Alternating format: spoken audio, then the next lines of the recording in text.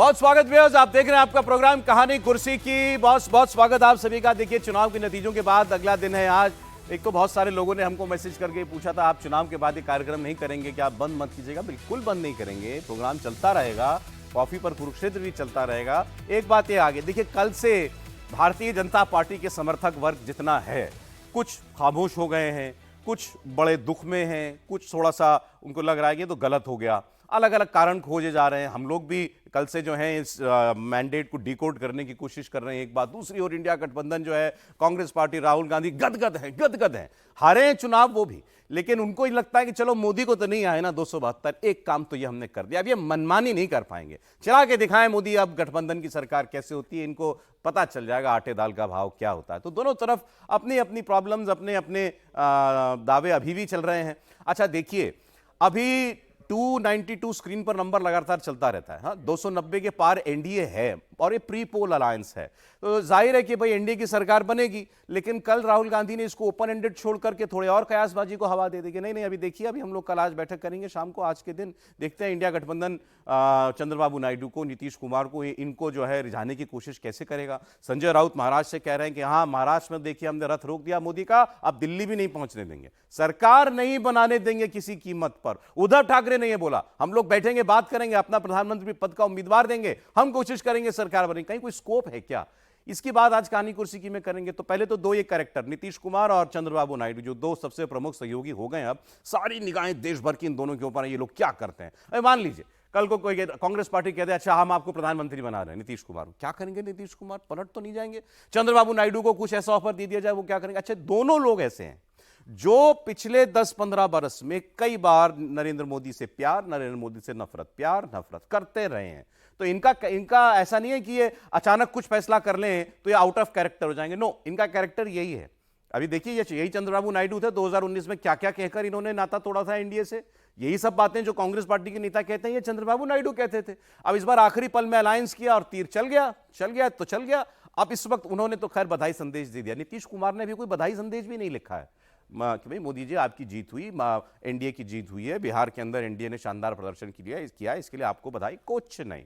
वो खामोश हैं। कल तो यहां तक खबर उड़ी कि सम्राट चौधरी पहुंचे उनको मिलने के लिए, तो पता लगा उनका हम खाना खाने जा रहे हैं, तो शायद मुलाकात भी नहीं हुई। खैर, एक तस्वीर आई है जिसमें चिराग पासवान से वो मुलाकात कर रहे हैं। ये बात सब बातें थोड़ा हंसी मजाक की। एक जहाज के अंदर आज ये देखिए, तस्वीर तो ये होती है, ये कमर्शियल फ्लाइट थी, कमर्शियल फ्लाइट है, ये कोई चार्टर्ड फ्लाइट नहीं। आप सोच रहे हो कि तेल बचाने के लिए, खर्चा बचाने के लिए दो लोग कहें भाई अच्छा तुम चाह रहे हो कि हमको भी ले लेना, ऐसा नहीं कुछ हुआ है। एक कमर्शियल फ्लाइट थी, उसी कमर्शियल, और एक ही समय पर दोनों को आना था दिल्ली, तेजस्वी यादव, नीतीश कुमार को, और इसी के अंदर बिजनेस क्लास थी। बाकी फ्लाइट के अंदर बिजनेस क्लास नहीं थी। तो बिजनेस क्लास में आते हैं लोग, बड़े नेता हैं, एक मुख्यमंत्री, एक पूर्व उप मुख्यमंत्री, दोनों ने कहा चलो इसी में चलो। अब वो किस्मत की बात है कि सीट भी आगे पीछे वाली मिली, उसी पर बैठकर दोनों लोग आ गए कि नहीं। कैमरा वाले सज्जन ने बहुत पूछने की कोशिश की, दोनों लोग कुछ बोले नहीं। तो बहुत इंटरेस्ट है अभी क्या करेंगे, नीतीश कुमार के दिमाग में क्या चल रहा है, चंद्रबाबू नायडू के दिमाग में क्या चल रहा है, तो हम लोग ये बात करेंगे आज। फिर दूसरा, इससे आगे बढ़ते हुए, यूपी में क्या हुआ। मेरे को सुबह से कई फोन आ चुके, कल से लगातार मैसेज आ रहे हैं, सुबह से फोन आ रहे हैं, भाई यूपी समझ में आया आपको, यूपी में हो क्या गया भाई, ये 30-35 सीटें यूपी में कैसे हार गई बीजेपी, और यही 30-35 सीटें आप इसके अंदर 240 के अंदर छोड़ दीजिए, मोदी होते 272 के पार, क्लियर मेजोरिटी की सरकार बनती। तो यूपी ने मोदी को अपनी मेजोरिटी से दूर रखा, इसमें कोई शक नहीं है। बंगाल में आप कहेंगे बंगाल में भी तो हारे, बंगाल में हारे, सही बात है, लेकिन बंगाल यूपी नहीं है ना। यूपी में हर आदमी को लगता था भाई 14-19 धमाकेदार प्रदर्शन होगा इस बार भी, कोई वजह समझ में नहीं आ रही थी। और वो ज्यादा इसलिए भी कंफ्यूजिंग है, अरे भाई एमपी आपका 29 की 29 हो गया, बिहार में आप 40 में 30 जीत लिए, क्या यूपी में ही ऐसा क्या हो गया? यूपी में ऐसी कौन सी नाराजगी थी भाई जो बाकी जगह नहीं दिखाई दे रही है? पूरे हिंदी बेल्ट के अंदर कहीं नजर नहीं आ रही है, पश्चिम में नजर नहीं आ रही है, लेकिन यूपी ने जो धर पटक दिया एकदम।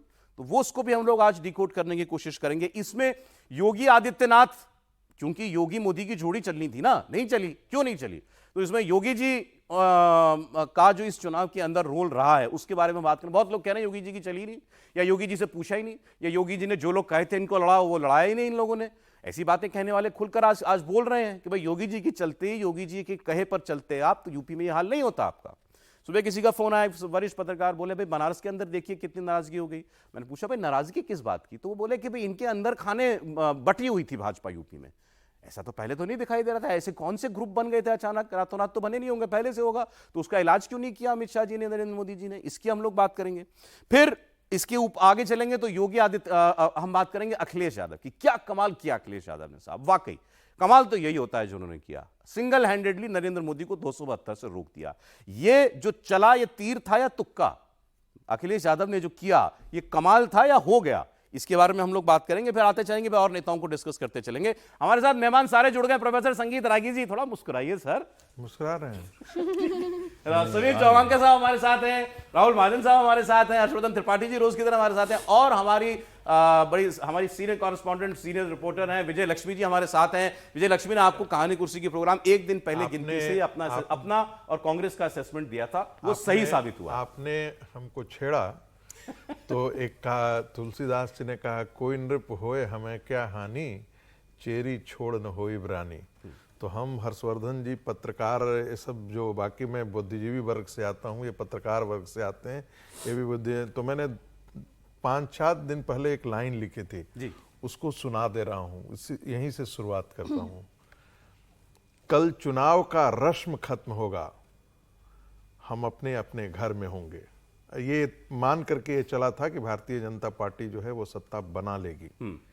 कल चुनाव का रस्म खत्म होगा, हम अपने अपने घर में होंगे, चाटुकार चापलूस सारे अपने घोंसलों से बाहर मिलेंगे। क्या बात, समझे कि नहीं? और वो अंतिम में करोड़ों लोगों ने देह का दिया जलाया है इन दिनों, मगर यकीन है मुझको विजय जुलूस में वो साथ कहीं न होंगे। क्या बात, बहुत बढ़िया।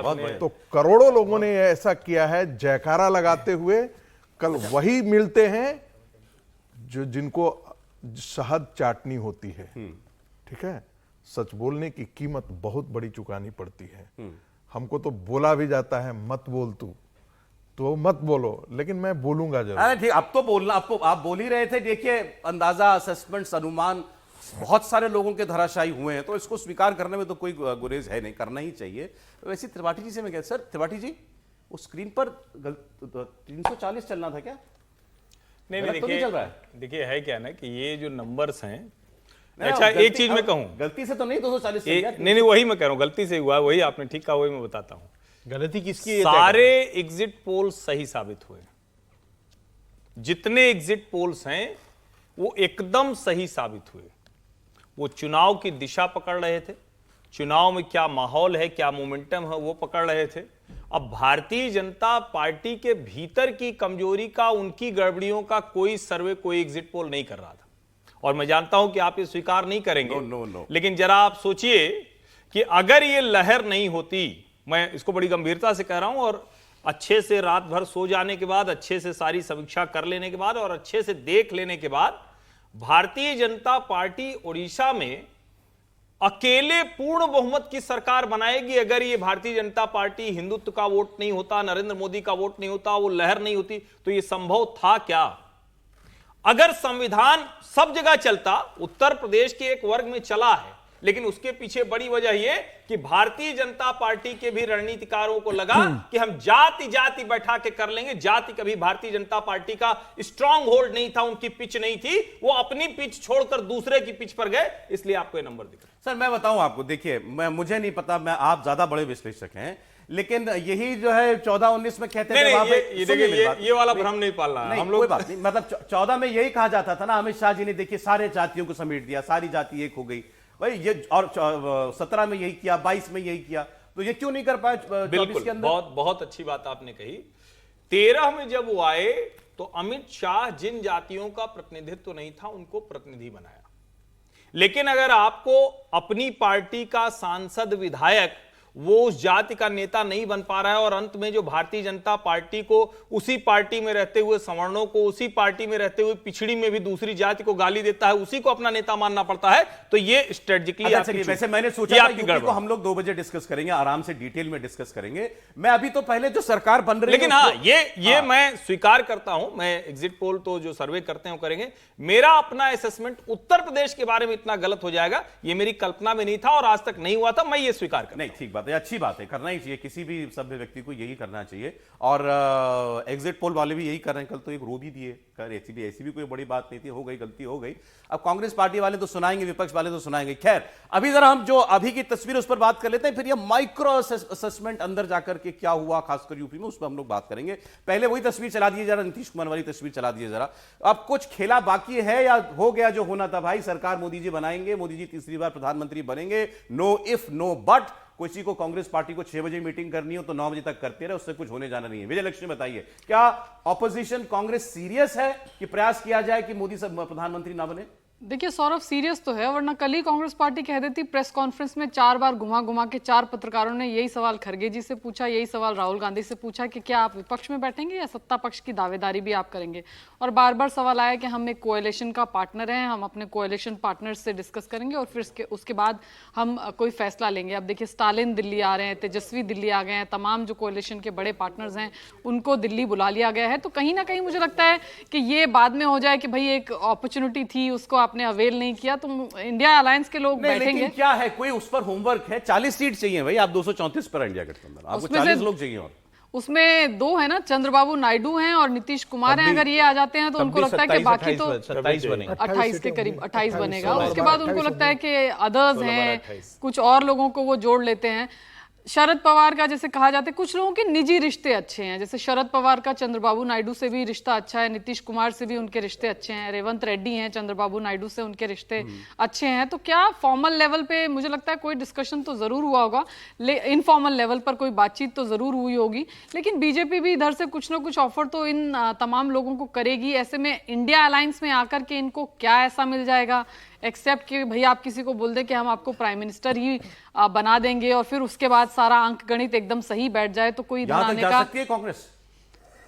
अभी बोल दे कि आप प्रधानमंत्री बन जाइए? अभी मुझे लगता नहीं, क्योंकि इतने सारे एस्पिरेंट्स हैं ना, इधर इंडिया अलायंस में भी तो काफी सारे लोग हैं। अब समाजवादी पार्टी का इतना अच्छा वहां पर नंबर आया है, डीएमके का इतना अच्छा नंबर आया है, मुझे लगता है एक एक्सरसाइज शायद ये कोएलिशन के तमाम पार्टनर बैठकर शाम में कर लेना चाहते हैं, before they take any concrete final decision to say कि हम ऑपोजिशन में बैठ रहे हैं। मुझे तो दूर दूर तक कहीं मैंने भी सोचा कैसे ये लोग कोशिश करेंगे, अगर करेंगे भी तो आप इन दोनों को अगर आपको लाना है अपनी तरफ, चंद्रबाबू नायडू क्यों आएगा भाई आपकी तरफ? मतलब दिख रहा है वहां पर एक स्टेबल सरकार बनती हुई दिखाई दे रही है, सरकार आपकी आंध्र प्रदेश के अंदर बन चुकी है, ऑफर करने के लिए मुझे तो नहीं दिखाई देता। नीतीश कुमार को आप बना दीजिए, कहिए आप मुख्यमंत्री बन जाइए तो अलग बात है। राहुल जी देखिए, जहां तक अंक गणित दिखाई देता है उससे ऐसा नहीं लगता कि सरकार जो है वो विपक्षी दल बना पाएगा, ऐसा नहीं दिखता है। क्योंकि अगर आप जोड़ भी लेते हैं, चंद्रबाबू नायडू भी जोड़ देते हैं, अगर आप नीतीश कुमार भी जोड़ देते हैं, उसके बाद मैं ये कहूं कि वाईएसआर भी जोड़ लेते हैं, उनके 4 हैं, तो भी आप मतलब बहुत शॉर्ट है। उसके बाद इंडिपेंडेंट्स हैं 12-13, तो वो आपको मिलाने, इंडिपेंडेंट 17 जो हैं उनको आप पूरे के पूरे कैसे मिलाओगे? बहुत मुश्किल गणित है करने के लिए। अगर एक आध और भी इधर उधर से अगर पार्टियां जो हैं वो भी जोड़ते हैं, तब भी एक दो एक्सरसाइज है ना, मतलब एक्सरसाइज बड़ी मुश्किल एक्सरसाइज है और बहुत ही मतलब पेचीदा एक्सरसाइज है। देखिए, एक बात तो हमें माननी पड़ेगी, जो हम पहले बात कर रहे थे, कि एक बात माननी पड़ेगी कि हाँ, ये बिल्कुल जो अनुमान लगाए, मैंने भी जो अनुमान लगाया, बाकी ने भी, वो बिल्कुल गलत किया है। दूसरा, हमने ये जो बात कही, मैं उसको भी थोड़ा सा बोलूंगा कि राम मंदिर की लहर है, ये भी मैं नहीं मानता। अगर अयोध्या में आप हार जाते हैं, अगर मेरठ में 10,000 से जीतते हैं, अगर आप श्रावस्ती की सीट जिसमें सीधा सीधा नृपेंद्र मिश्रा जो हैं उनके बेटे खड़े थे, और वहाँ श्रावस्ती का ये भी माना जाता है कि वो भगवान राम के पुत्र से जुड़ी हुई पूरा एरिया है, तो आप, मुझे नहीं लगता कि भगवान राम का। और दूसरा, अगर यही बात हिंदुत्व का ही इस तरह से लहर थी, तो आपको जो है, जो पश्चिम बंगाल है वहां पे भी अच्छा प्रदर्शन करना चाहिए। क्योंकि हमारे यहाँ पे एक पैनलिस्ट ने बोला भी था और ऐसा लगता भी था कि वहां पर भी जो राम मंदिर के समय में जो उत्साह था या बाकी सब चीजें थी दिखाई देती थी। तो ऐसा साफ साफ है कि वो जो एक प्लैंक था या वो एक जो मुद्दा था, उस पर वोट नहीं हुआ। ऑलराइट, चलिए इस पर हम लोग बात करेंगे। पहले सरकार बनाने में कोई दिक्कत नहीं है, जहां तक है 9 तारीख को शायद शपथ ग्रहण की तैयारियां भी चल रही हैं। अब इसमें कोई संदेह की तो कोई स्थिति नहीं है ना समीर जी? नहीं, इसमें कोई संदेह की नहीं है। प्रधानमंत्री मोदी तीसरी बार शपथ ग्रहण करेंगे और देश का नेतृत्व करेंगे। लेकिन मुझे लगता है कि इस पूरे चुनाव में धर्म के ऊपर जाति हावी रही। भारतीय जनता पार्टी धर्म पर भरोसा करती रही और जातियों ने भारतीय जनता पार्टी का खेल कर दिया।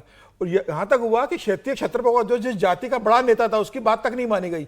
पप्पू यादव अगर आप जीतते हैं पूर्णिमा से, तो लालू प्रसाद यादव, तेजस्वी यादव कह रहे थे कि आप उसको वोट मत दीजिए, आप बीमा भारती को वोट दीजिए।